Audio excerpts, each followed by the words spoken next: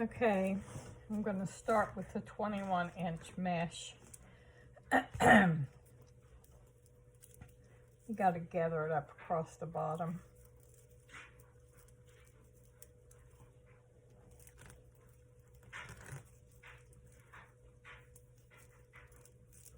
A lot of people fold it. I don't.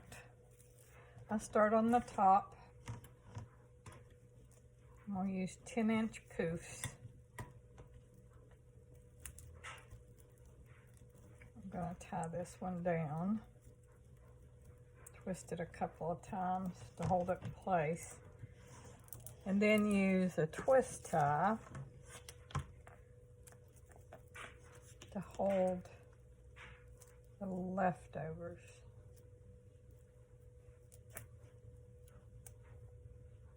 Now the part I'm going to cut off anyway.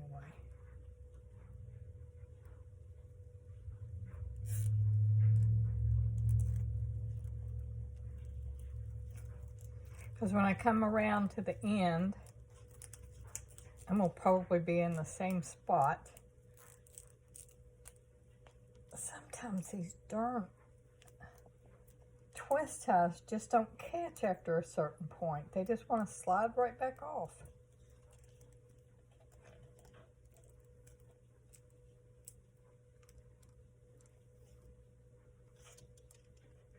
Yeah.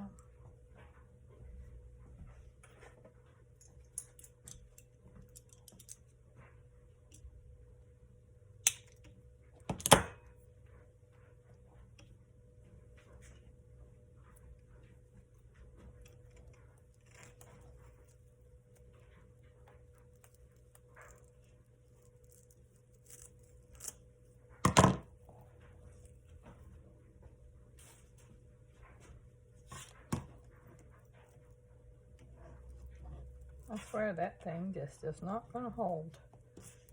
Try a different one.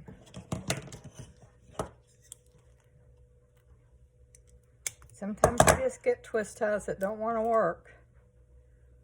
I've went through bags and bags of them and I have no idea why some of them work and some of them don't.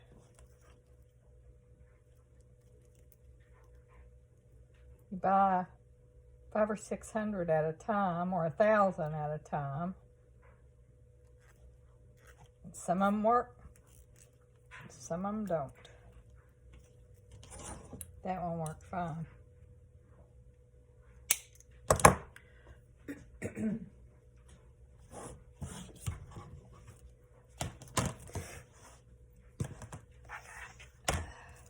You can do this, you can throw it in the floor and work from there, or you can gather it up, whichever direction you want to go. I just like to keep the underneath parts together and the poof on the top. And let's see, I'm going to put it right on at 10 and go to 20, make my first poof. It's sticking together.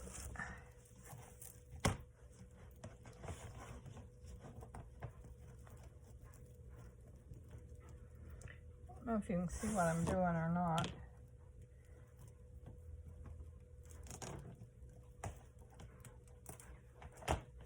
This is you pull your middle part up to the top to give you the poof.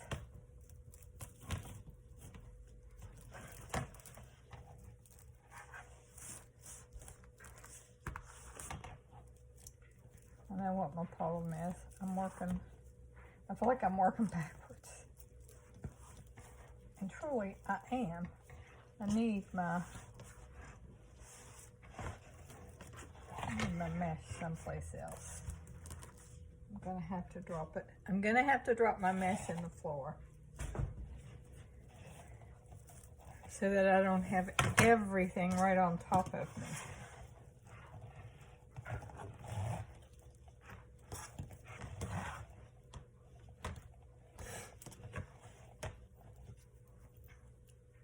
Ten inches again for this poof.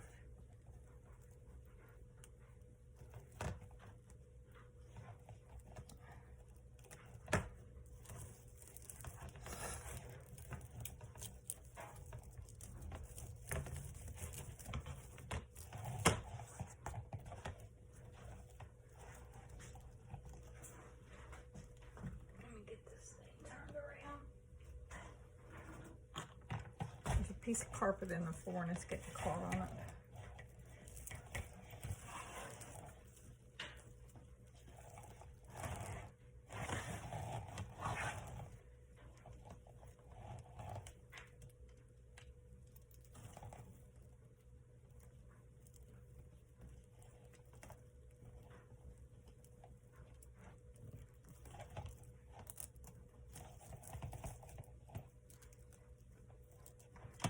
I try to keep the ends of my pipe cleaner sticking up so I can find them in the mess of everything when I get all the way around. And the ones on the bottom sort of out to the side so I can find them. They get wrapped up. I have been known to miss a few and have to go back and fill in. And that's a pain.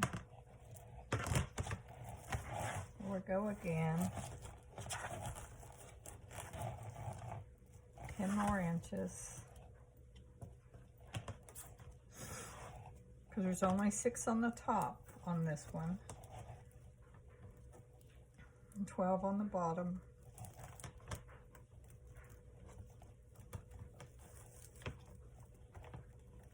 Doesn't look like it's the right amount. It's not. It sprung up on me.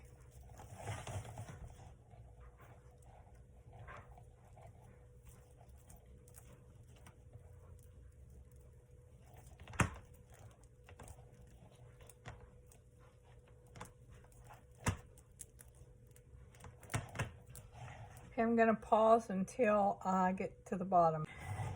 Okay, when you get back to the last one on the top, which is the first one that you're right where you started, open that up because there's a twist tie on the other end that holds it in place.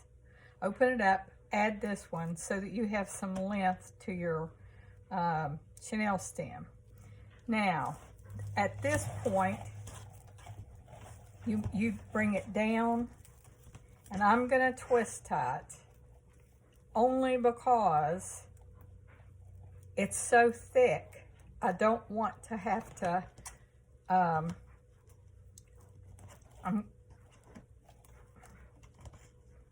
going to twist tie the whole thing where I bring it down, just so it'll stay in place.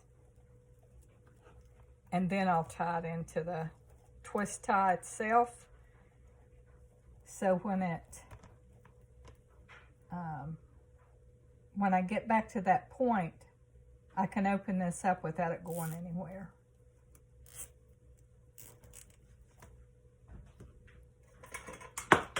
These are needle nose pliers.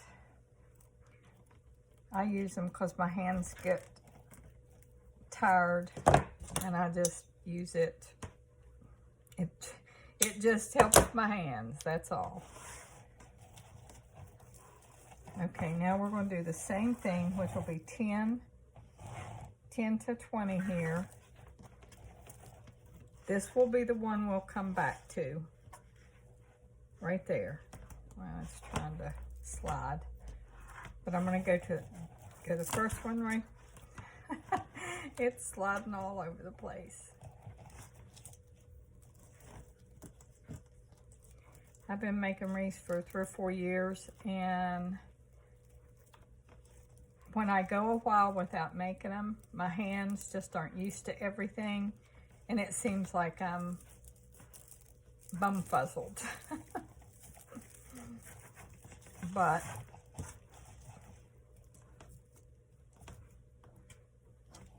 try to keep those from sliding, because on the bottom, like I said, if you think they're going to slide around too much, you can put some hot glue on them.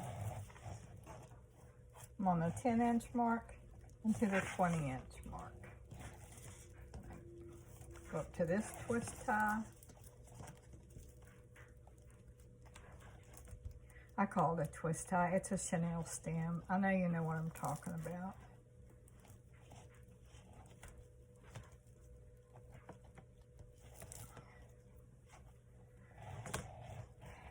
You leave those sticking up because that's what you're going to use to add things to your wreath. more mesh, little doodads, embellishments. Okay. I'll fluff these out after I get finished because there's just so much mesh it gets in the way. I truly like making the pancake grease. I watched Millie Mail. I watched her do those for a long time, and I love making those. The big wreaths are beautiful, and they stand out a lot, but they're more time consuming. And a little bit harder on the hands.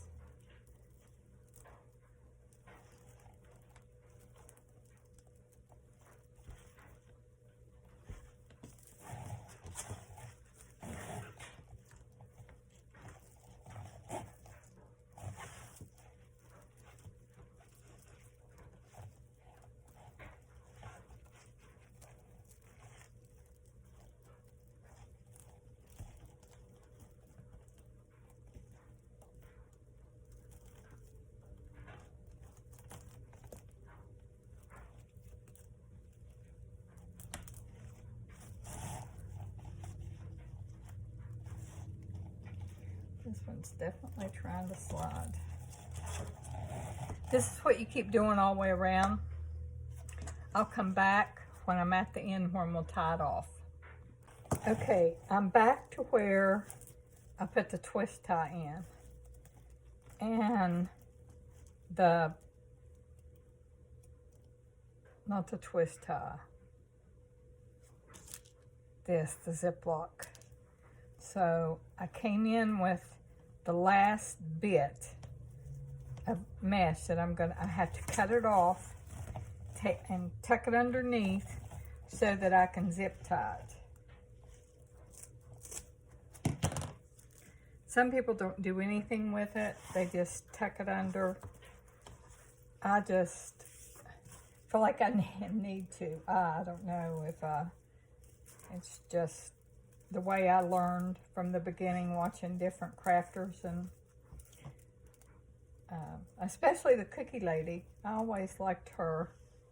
Still do. I watch her all the time.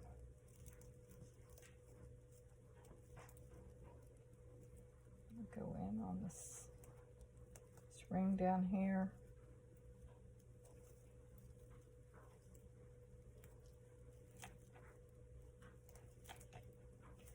I'm going to have to tuck it under. It won't go. It's not wanting to bend.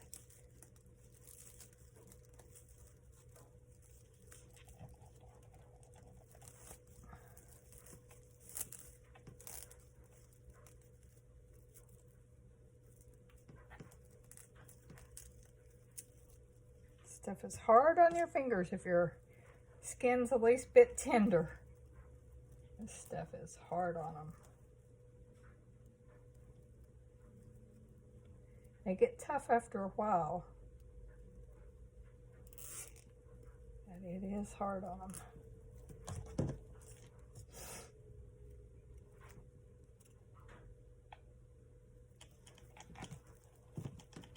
Tighten the zip tie to make sure it's going to stay.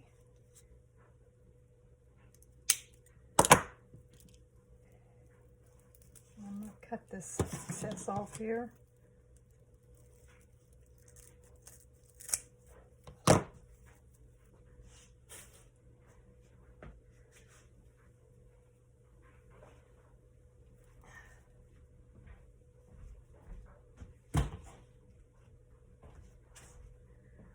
Okay, you can see what the back looks like. These actually have stayed pretty well in place on the outside. Just tying them up does it. And then this is your top row. I'm going to see if I need to. I think it's going to be okay. Now I'm just going to fluff them all out. The top, I'd already done most of it, but you go in from underneath. You can see what I'm doing. You go in from underneath, grab your two edges and you pull it apart. You stretch it apart. That gives you that big old poof.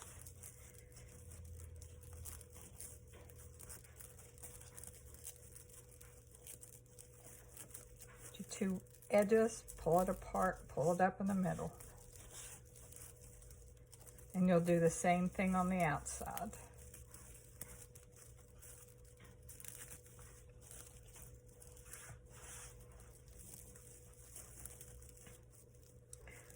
Unfortunately, I never exactly know what I'm doing until I start doing it. I can't, what you say, follow a recipe or a pattern. My brain just, I can sew, but I can't follow a pattern. I'm pretty much the same way when it comes to making wreaths. I just have to make what comes into my brain. I can do something similar, but I can't do it exactly the same as somebody else. Which is good, because everybody wants diversity.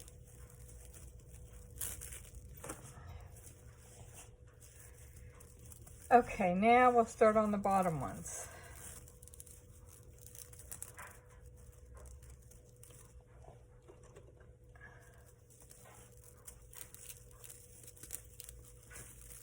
Puff them out.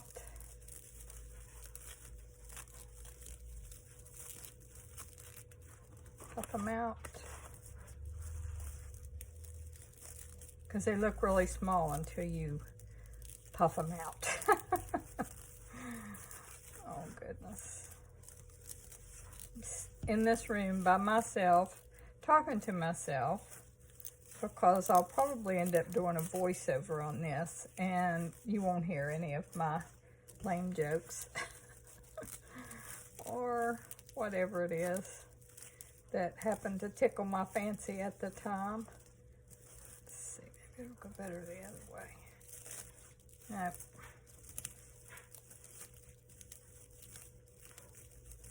It's 21-inch mesh. You can do this with 10-inch mesh, but I thought this pink was so pretty for what she was wanting. The Easter wreath for a set of twins.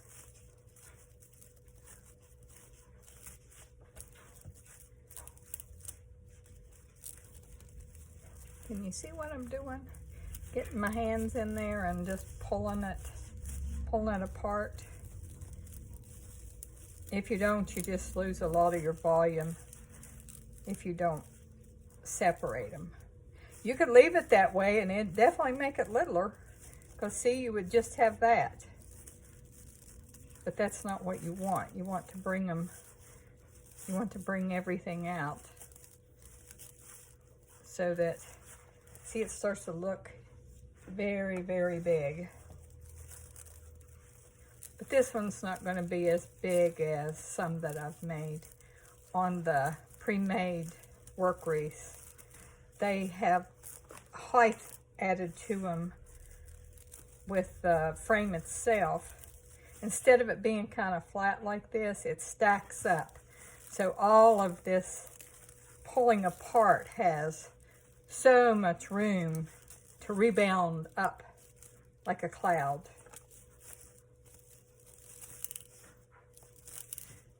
Okay, did I get them all? I think I did. But anyway, you can see how big and poofy it is. Can you see it? And we're going to add, I'm going to add more mesh in here. I'm going to put this mint green. This is short. This is only like 5 inches.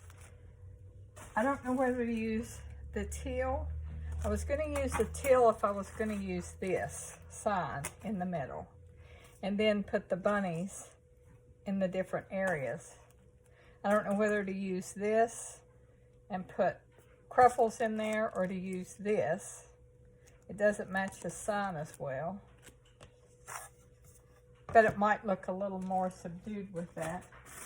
And then I had some this is Easter, Happy Easter, that I could use. But it's, by the time you crumple it up, it's just tiny little pieces. But I'll be back in just a minute. Okay, I tried the light. You couldn't even see it. It's so sparse. You couldn't even see it against the pink. So I'm going to use the brighter blue. And I'm going to make, I think I've got enough with the mesh. I'm going to make 15-inch cuts. So let me take it down here to make the ruffles out of, or ruffles, or whatever it turns out to be.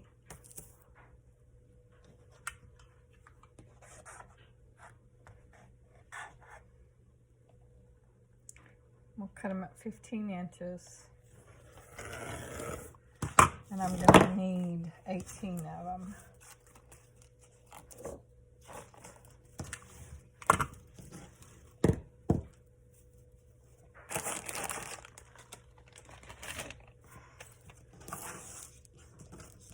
Get all the junk out of the way.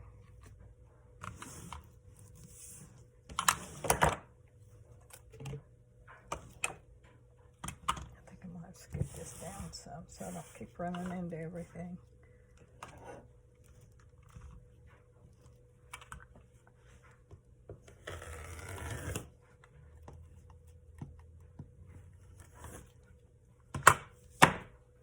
Two.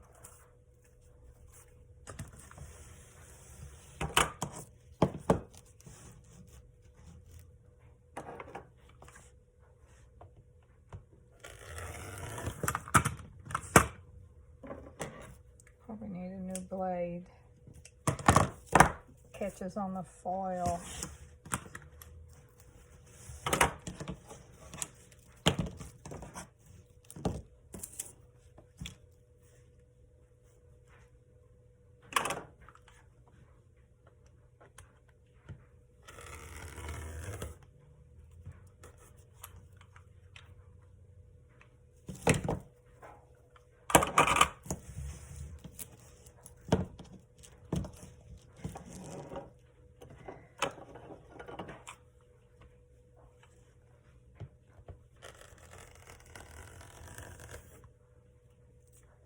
I'll tell you how dumb I was when I first started making these. And I had the rotary cutter. And I'd been cutting mesh left and right. Had no idea how to change the blade. And it came with an extra set of blades. Because I think mostly these are supposed to be used for quilting. Anyway, I didn't realize how thin the blades were. And I had asked online when I was watching another crafter what happened when you change your blade and it wouldn't cut right. And I never got a response. And I guess they were just too busy or thought she's stupid. I'm not going to answer her question. And come to find out, it was, I had put two blades together. I didn't know how thin they were. This is how stupid I was, or inept at crafting, and had no idea how thin those blades were. And I had two blades on there at one time. And of course, they were not rolling together, were not cutting together. They were just grabbing the mesh and making a terrible mess. So when I took it apart to see if I had another blade, then I found out I had two blades. 1, 2, 3, 4, 5, 6, 7, 8, 9.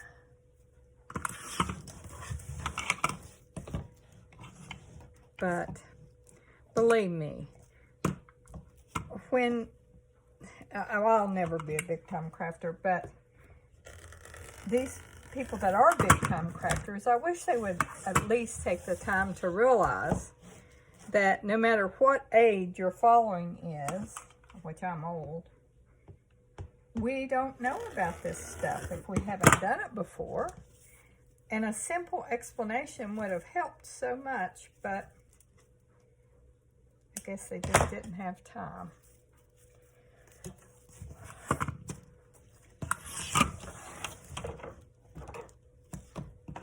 But I'll never forget it. Kindness goes a long way, folks. A long, long way. 10, 9, 10, 11, 12.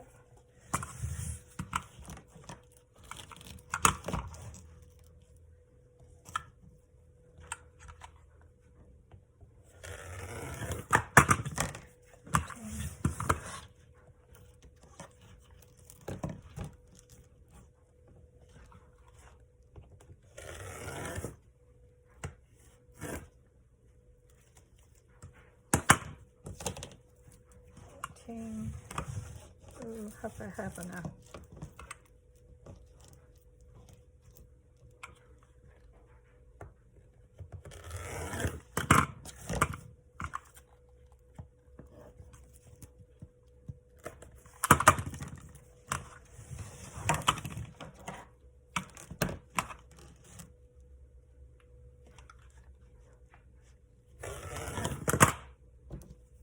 This foil just keeps grabbing.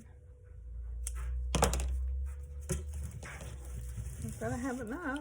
I have a little bit left over.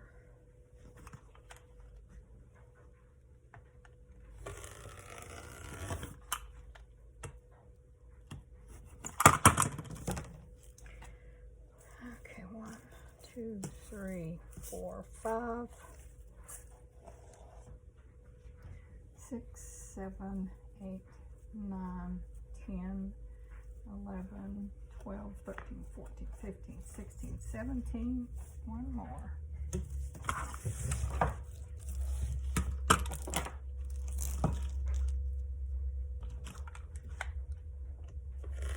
I know this is the boring part, watching somebody cut mesh. I'll probably cut it out when I do the video. I don't know how much is left there. I'll keep it just in case. I might use curls or something. This is leftover mesh from where I made a cross. Let me get this back up on the shelf.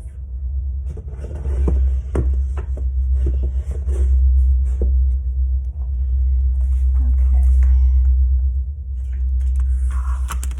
This is, I want to show you what the mint just did not show. If you can see that, just did not show up against this pink. It's just too sheer.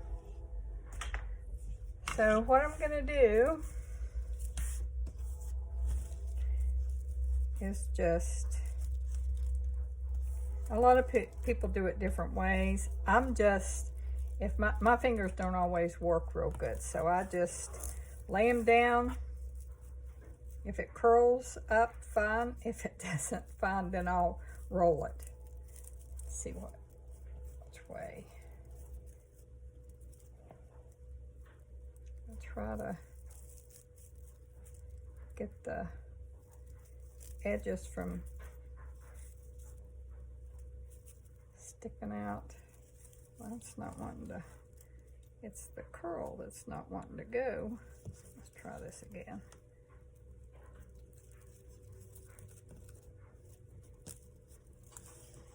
Can you even see what I'm doing? Probably not.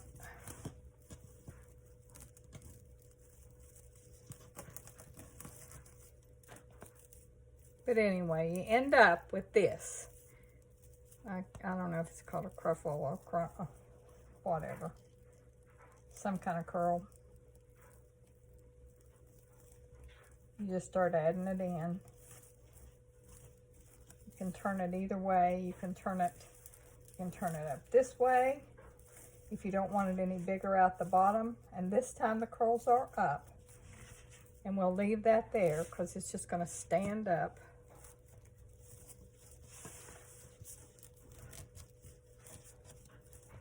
Get one of these clips.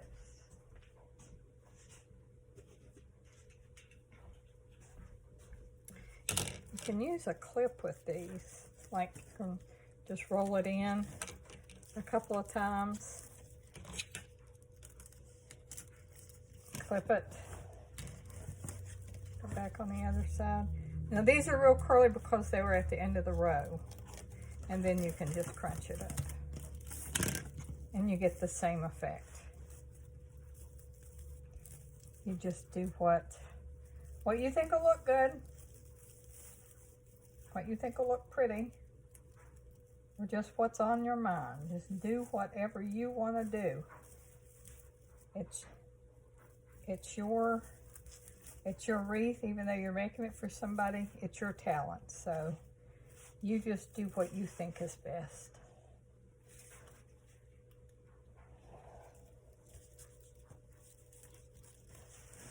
I'll show you this one more time if you can see it. Now, these are 15-inch strips. I'm trying to get it to where it'll hold up there so you can see. Just going to start it to roll right here just a little bit. You can go up a couple times, 3 or 2, whatever. 2, 3, or 4, whatever you want to do. Then on the other side, do the same thing. Just curl up a couple. And then just gather it up in the middle. Whoa! I went too fast. Gather it up in the middle. Get rid of your clip. And you've got 2 curls and the scrunch in the middle. But this is a brighter blue. It shows up against this pink the best. And these I'm just turning sideways so that they stick out more. I'm going to finish doing this and I'll come back when I've got them all on. Okay, I want to show you what it looks like with the pink and the blue on it. You can see it from behind. But this is what it looks like with the pink and the blue on it. I don't know if you can get a good look at it or not. What I intend to do is put this sign, the 2 little bunnies together, up near the top, if you can see that, and then a bow right here. It doesn't say Happy Easter, but it insinuates it. And for kids, then that way she could leave it up a little bit longer than just through the Easter. She could leave it up till spring. But I'm gonna, when I get ready to show you how to attach these things, as I've got to prepare this. I've got to punch holes in it and use wire. I always use pipe cleaners. And these little fellas, what I'll do, I'll run pipe cleaners through the back side. I actually have thought about putting safety pins through here and then hooking to that. So if she decides, if the kids want these little bunnies down, then they can take them off. And then I'm going to put a bow. I'm going to put a big bow right here. I'll come back and show you when I make the bow, or when I get all of this stuff together. I want to show you the sign. This is a tool that I use. It's a jewelry tool. You just put it where you want it and click. And I made holes on all 4 corners. I always try to find a pipe cleaner that matches as close as possible. And I just pull it down a little bit, pull it through, do a couple of twists on the back side. Same thing with the green. You can see what I'm doing. The wire is little, but the fuzzy on the, sometimes the fuzzy on the pipe cleaner is thicker than others. I'm just gonna go right beside that hole and make it just a little bit bigger.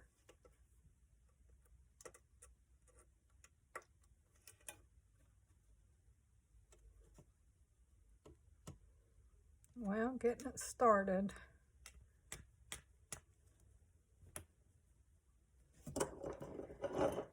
I think I've bent it now. It didn't want to go through.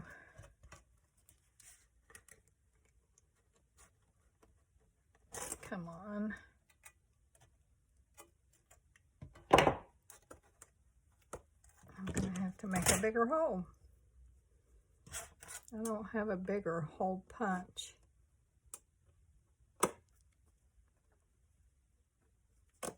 That made it bigger.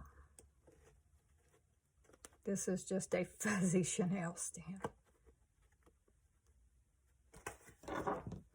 Very fuzzy. It's losing fuzz as I'm pulling it through. Come on. There we go. You pull it down, twist it tight so it'll stay in place. And I'm going to do the other side the same way.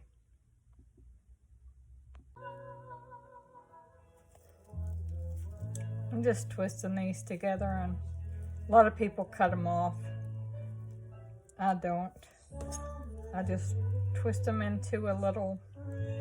Okay, my camera has run out of storage, so I had to delete some stuff just so I could tell you about this, but I won't be able to leave it on the whole time. These two rabbits are going to go up to the top.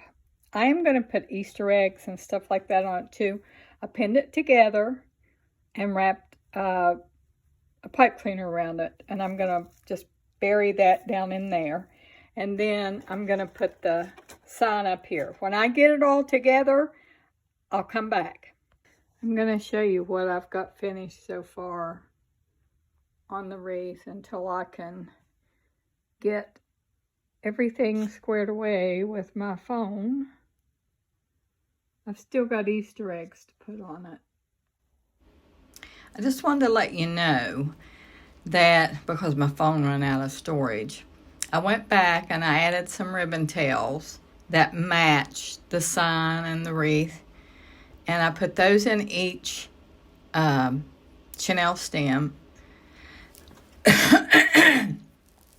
Then I went in and put the big bow, added the Easter eggs, the little plastic Easter eggs, hot glued them in, and I had all of these little daisies, and they were in the sign itself, so I just kind of placed them around to what looked good on the wreath, and that's how I finished it up. Ended up looking pretty good.